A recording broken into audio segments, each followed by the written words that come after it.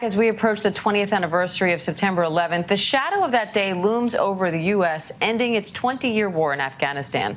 Our Ike Ajachi caught up with some of the children of our fallen soldiers who are now trying to carry on the legacy of their parents. The Afghanistan War, a 20-year conflict that left more than 2,000 U.S. military personnel dead, including Staff Sergeant Kirk Owen.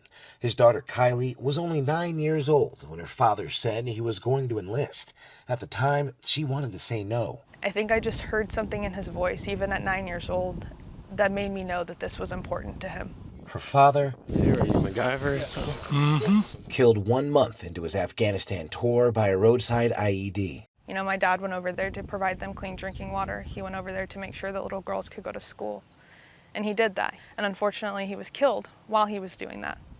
But that doesn't mean his sacrifice meant nothing. Come here, Papa. Now 26 and expecting her first child, KYLIE carries that sacrifice with her every day. And I've searched, you know, for the past decade for a way to honor him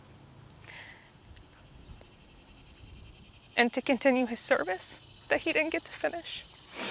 KYLIE is following in her father's footsteps, working for the Children of Fallen Patriots Foundation, a nonprofit based in Washington, D.C. that provides college scholarships and educational counseling to military children who have lost a parent in the line of duty. I make sure that the other sons and daughters of our fallen service members know that their mommy and their daddy meant something, and that we love them, and we will take care of them. Some families are luckier than others. In Bethany Montjoy's case, her father survived the war and eventually came home. Her father was Technical Sergeant Tim Montjoy. He served 20 years in the Air Force before retiring in 2016. But by the time Bethany turned 18, her dad had been gone for more than a quarter of her life. You have these thoughts of, when are they going to come back? I miss them a lot. While her father was overseas, Bethany wanted to channel her father's legacy of service into helping other military kids who were also missing their parents.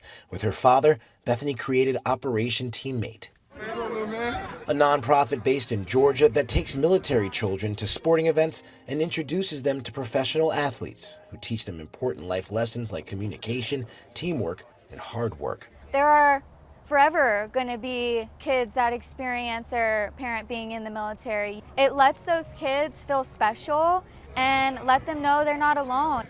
Across the country in Colorado Springs, Captain Nathaniel Lee was only 7 years old when his father, an Air Force captain, died in a training accident in 1997. We moved back to Northern California, where my mom was from. I didn't want to be like, oh, this is the new kid, and he's the kid whose dad died. More than a year after his death, Lee still hadn't opened up about his father. It felt like taboo to talk about it. Like, you didn't want to stand out. You didn't want people to feel sorry for you. That's where the Tragedy Assistance Program for Survivors, or TAPS, came in. An organization that works with family members grieving the death of a military family member. It's meant to teach kids how to grieve through play. Years later, Lee became an officer in the Air Force. He was even promoted to captain, the same rank as his father before he died. But it wasn't enough. He felt compelled to do more. That's when he received an email from TAPS looking for mentors. His first mentee, Annalise Miller, whose father died by suicide when she was only 8 years old. I remember my brother told me that it was okay to cry, but I didn't really feel like crying. And I remember I went outside and I started like looking for him because I didn't like process it, and I didn't like want to believe it.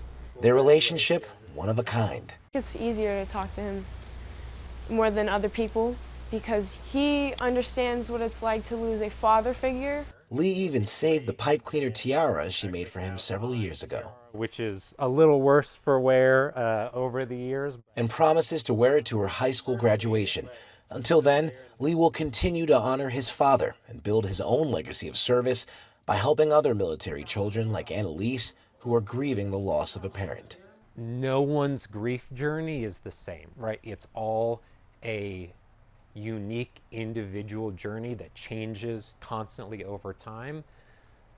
but there is also a commonality that you share with everyone else in the TAPS family that you just can't find anywhere else. Ike Ajaji, ABC News. Ike, thank you for that.